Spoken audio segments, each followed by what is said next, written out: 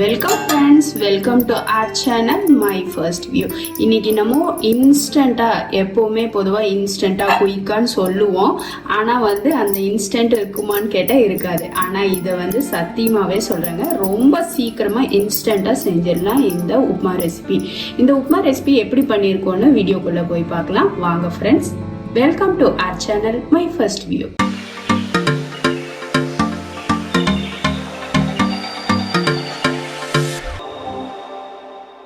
இங்கே ஒரு பேன் வச்சுருக்கோம். இதில் ஒரு டேபிள் ஸ்பூன் அளவுக்கு எண்ணெய் சேர்த்திக்கலாம். எண்ணெய் நல்லா சூடானதும் ஒரு 1/4 டீஸ்பூன் அளவுக்கு கடுகு உளுத்தம் பருப்பு சேர்த்திடலாங்க. கடுகு உளுத்தம் பருப்பு நல்லா பொரிய ஆரம்பிச்சிருச்சு. இப்போ ஒரு 1/4 டீஸ்பூன் அளவுக்கு சீரகம் சேர்த்திடலாம். சீரகமும் பார்த்தீங்கன்னா நல்லா பொரிஞ்சிருச்சு. இப்போ இதில் பொடியாக கட் பண்ணி இஞ்சி பூண்டு பார்த்தீங்கன்னா ஒரு டீஸ்பூன் அளவுக்கு சேர்த்திக்கலாம். கூடவே பொடியாக கட் பண்ண பச்சை மிளகாய் 2 சேர்த்திடலாம். இப்போ இது எல்லாத்தையும் நல்லா வறுத்துக்கலாங்க. இப்போ இஞ்சி பூண்டு பார்த்தீங்கன்னா நல்லா பொரிஞ்சிருச்சு. இப்போ நம்ம பொடியாக கட் பண்ணி வச்சுருக்க வெங்காயத்தை சேர்த்திடலாம். நான் இது பார்த்தீங்கன்னா சின்ன வெங்காயம் தான் பொடியாக கட் பண்ணி சேர்த்திருக்கேன். பெரிய வெங்காயம் கட் பண்ணுறதா இருந்தது அப்படின்னா மீடியம் சைஸ் பெரிய வெங்காயம் நல்லா ஃபைனாக கட் பண்ணிக்கோங்க. வதங்கினா போதும், ரொம்ப முருகலாகணும்லாம் அவசியம் கிடையாது. பார்த்தீங்கன்னா வெங்காயம் நல்லா நிறம் மாறிடுச்சு. இப்போ நம்ம மீடியம் சைஸ் தக்காளி கட் பண்ணி வச்சுட்டு அதை இதோட சேர்த்துக்கலாம். இப்போ நமக்கு இந்த தக்காளி நல்லா சாஃப்டாக வரைக்கும் வதக்கி கொடுத்துருந்தாங்க. இந்த ரெசிபி பார்த்தீங்கன்னா நம்ம குயிக்காக ஒரு 5 மினிட்ஸ்லேயே செஞ்சிடலாங்க. ரொம்ப நேரம் பிடிக்காது. இன்ஸ்டண்ட்டாக ஏதோ சாப்பிடணும், நம்ம என்னடா பண்ணுறதுன்னு யோசிக்கிறதுக்குள்ளாரே நம்ம இது பண்ணிடலாம். அந்தளவுக்கு சிம்பிளான ரெசிபி. இதில் ஒரு 1/4 டீஸ்பூன் அளவுக்கு மஞ்சள் பொடி சேர்த்திடலாம்.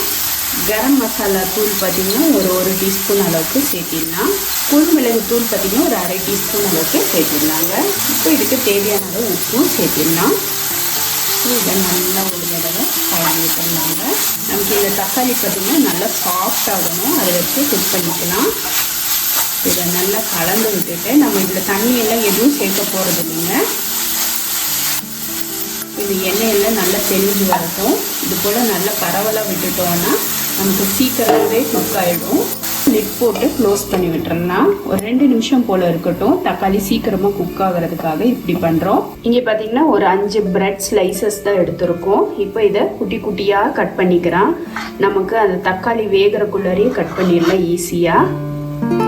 இதை நம்ம மிக்சர் ஜாரில் போட்டு நல்லா ஒரு விப் பண்ணோன்னா கூட நல்ல பவுடர் ஃபார்மில் ஆகும். ஆனால் நமக்கு இது மாதிரி சின்ன சின்ன சங்க்ஸாட்டு இருந்ததுன்னா சாப்பிட்றதுக்கு ரொம்ப சூப்பராக இருக்கும். அதனால நம்ம இது போல் குட்டி குட்டி சங்க்ஸாக கட் பண்ணிக்கிறோம்.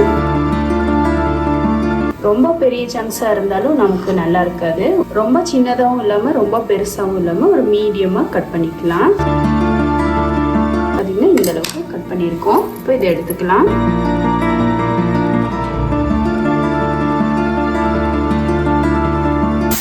தக்காளி பார்த்தீங்கன்னா நல்லா சாஃப்ட் ஆகிடுச்சு. பொதுவாக இது போல் தக்காளி நம்ம மூடி வச்சு குக் பண்ணோன்னா நமக்கு அந்த ஜூஸினஸும் மெயின்டைன் ஆகும். 2வது பார்த்திங்கன்னா நமக்கு சீக்கிரம் குக் ஆகிடும்.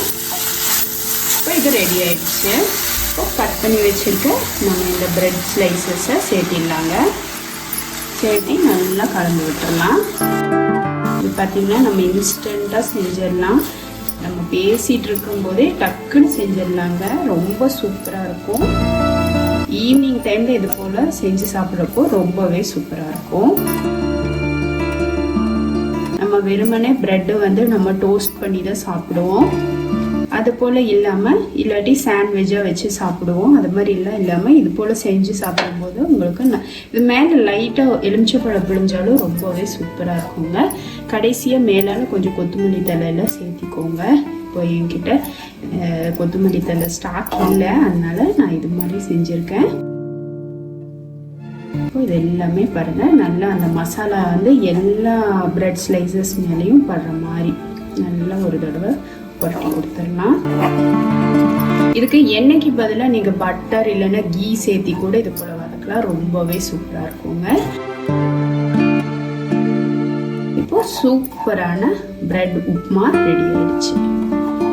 நம்ம செய்த இந்த இன்ஸ்டன்ட் பிரெட் உப்மா ரெசிபி உங்களுக்கு பிடிச்சிருந்தா லைக் பண்ணுங்க, ஷேர் பண்ணுங்க, மறக்காம மை ஃபர்ஸ்ட் வியூவை சப்ஸ்கிரைப் பண்ணுங்க ஃப்ரெண்ட்ஸ். பெல் ஐக்கானோட ஆளுங்கிற ஆப்ஷனையும் கிளிக் பண்ண மறந்துடாதீங்க. இது வரைக்கும் இந்த சிம்பிள் இன்ஸ்டன்ட் ரெசிபியை பொறுமையாக உட்காந்து பார்த்ததுக்கு ரொம்ப ரொம்ப நன்றி ஃப்ரெண்ட்ஸ். தேங்க்யூ.